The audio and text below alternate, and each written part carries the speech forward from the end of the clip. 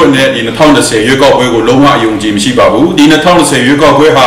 ကျွန်တော်တို့2008တုန်းကအဓမ္မလူတွေကိုဖိနှိပ်ပြီးမှအတည်ပြုခဲ့တဲ့နာဂိဖွဲ့စည်းပုံကြီးကိုအသက်သွင်းဖို့ပဲဖြစ်ပါတယ်ဒီအသက်သွင်းဖို့အတွက်ခေါ်မဲ့လွတ်တော်အတွက်သူတို့ကပြုလုပ်ခြင်းပဲဖြစ်ပါတယ်ဒီ2020ရွေးကောက်ပွဲကြီးဟာကျွန်တော်တို့မြန်မာနိုင်ငံရဲ့ကျွန်တော်ဒီမိုကရေစီနဲ့တိုင်းဒေသများတောင်းဆိုနေတဲ့တန်းတူရေးကိုလုံးဝအာမခံချက်မရှိပါဘူးဒီ2020ရွေးကောက်ပွဲကြီးဟာကျွန်တော်တို့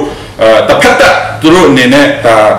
စစ်အာဏာရှင်စနစ်ကိုပဲတစ်ဖက်သက်သူတို့ဆက်လက်ပြီးမှထောင်စဉ်ပြည်သူလူထုကိုအုပ်ချုပ်ဖို့ဖြစ်ပါတယ်နိုင်ငံတွေကကျွန်တော်တို့တောင်းဆိုတာရှိပါတယ်ကျွန်တော်တို့အာဆီယံတွေမှာကျွန်တော်တို့အာဆီယံ US အစည်းအဝေးတွေမှာလွတ်လပ်ပြီးတရားမျှတတဲ့2020ရွေးကောက်ပွဲကြီးကိုကျွန်တော်ကျင်းပပေးဖို့ဆိုပြီးတော့ပြောပါတယ်သူတို့အနေနဲ့ပြောတာကတော့ကျွန်တော်တို့ဒေါအောင်ဆန်းစုကြည်အပါအဝင်တိုင်းဒေသကောင်းဆောင်များဖြစ်ကြတော့ကျွန်တော်တို့ခွန်ထူးဦးနိုင်ငံရဲ့ကျင်းပ2000ကျော်ကိုသူတို့လွတ်ပေးဖို့လိုပါတယ်ဆိုတဲ့အခါသူတို့ပြောပါတယ်တို့တော့လည်းပဲကျွန်တော်တို့ပြန်ပြီးကြည့်မယ်ဆိုရင်အခုချိန်ထိပြီးကျွန်တော်တို့ကြည့်မယ်ဆိုရင်ဘာမှ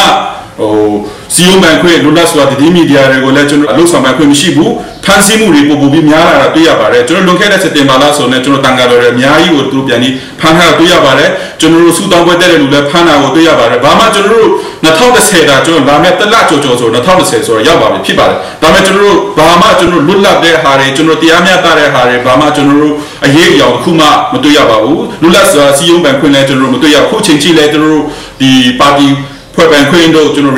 ဒါတွေလည်းဘာမှသူတို့ထုတ်ပြန်ထားခြင်းမရှိပါဘူးဆိုတဲ့ခါကျတော့ကျွန်တော်တို့2010ရွေးကောက်ပွဲဟာဒါလုံးဝလွတ်လပ်ပြီးတရားမျှတဆိုတော့ကျင်းပမဲ့ရွေးကောက်ပွဲကြီးမဟုတ်ဘူးလို့ကျွန်တော်တို့မြင်ပါတယ်2020ရွေးကောက်ပွဲကြီးဟာတစ်ဖက်သက်သူ့ကွင်းကိုတော့တာမဏိတကိုင်းနဲ့ပိတ်ထားပြီးမှမလွယ်ပေါက်တိတ်တိတ်လေးကိုတော့တိုင်းသားခေါင်းဆောင်တွေကိုရှိုးပြီးဒူးထောက်ခိုင်းပြီးတော့ဝင်ခေါင်းတဲ့ဟာတွေဖြစ်ပါတယ်ကျွန်တော်တို့ဥမာကျွန်တော်တို့ကြည့်ရမယ်ဆိုရင်ဝါတို့ကျွန်တော်တို့မိုင်းလာတို့ကချင်တို့ကိုအတင်းတမဒီကျွန်တော်10လပိုင်းမှာအပြီး10လပိုင်းမှာအပြီး17လပိုင်းမှာအပြီးဆိုပြီးတော့နေချဆောင်တပ်ဖွဲ့လို့ဖွဲ့ခိုင်းတာတို့ကိုကြည့်မယ်ဆိုရင်ဒါ2010ရွေးကောက်ပွဲမှာဘာမှကျွန်တော်တို့အနေနဲ့ဒါကအတ္တမပြုလုပ်သွားဖို့ရှိပါတယ်ဘာမှလူလက်ပံခွင့်ရှိမှာမဟုတ်ပါဘူး